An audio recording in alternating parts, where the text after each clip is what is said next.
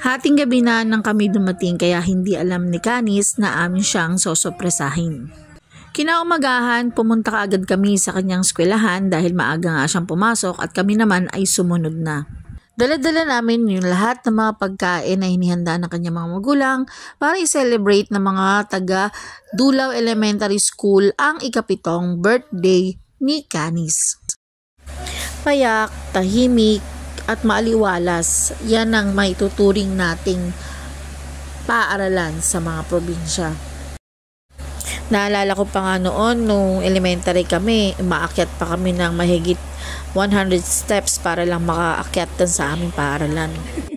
At ito na nga si Canis! Canis! Hi! At isa-isa na nga pinuntahan ng aking kapatid at ni Clint na aking hipag ang mga rooms para bigyan ng mga food packs.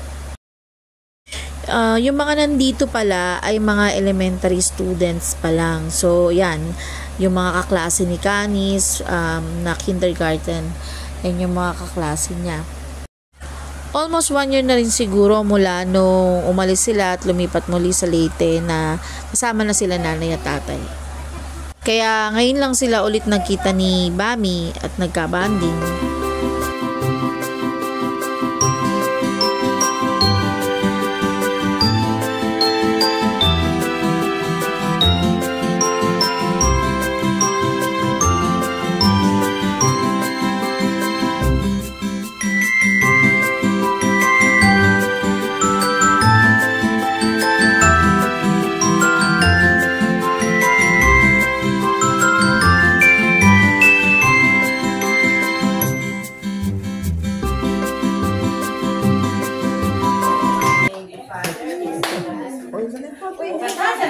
Happy birthday! Okay, happy Birthday to you. Happy birthday to you. Happy birthday, happy birthday, happy birthday to you.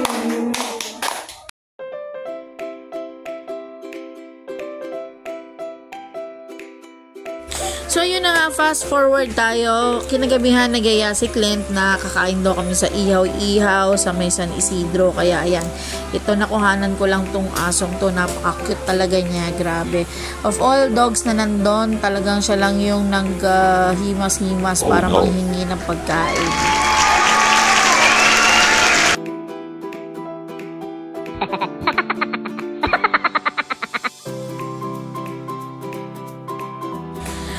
So ayan, tapos na kaming kumain at naglaro-laro naman sila sa tapat, yung parang may park.